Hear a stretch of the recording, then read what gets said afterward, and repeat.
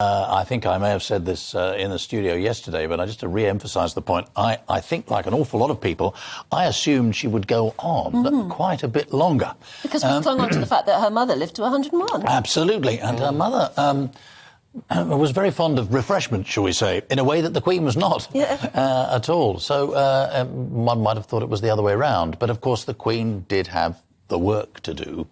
It's been it was a tough life for her, really.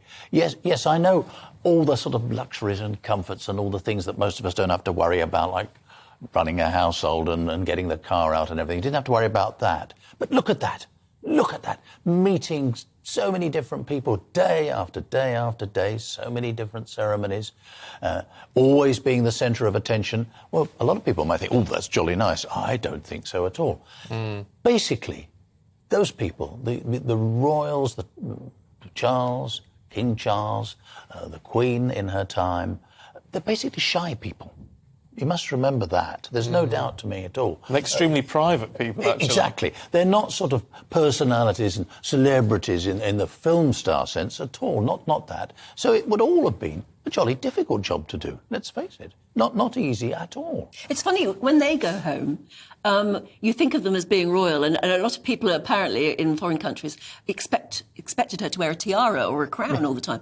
But those people go home to a drafty old castle with a one-bar electric fire in the grate and things like that. I mean, it's not actually a life of luxury. No, indeed. The Queen was famously very, very, how shall we say, cautious about the spending of royal money. And when she could see it, as you say, the one-bar fire was always famous. It's always there in the picture. Indeed. And if you went, as people like myself were lucky to do, to go into royal palaces, the lighting was always pretty dim, and there'd be something like the throne room would be wonderful, but you only had to open a door, and behind it was quite scruffy, the place hadn't been decorated in an awful long time.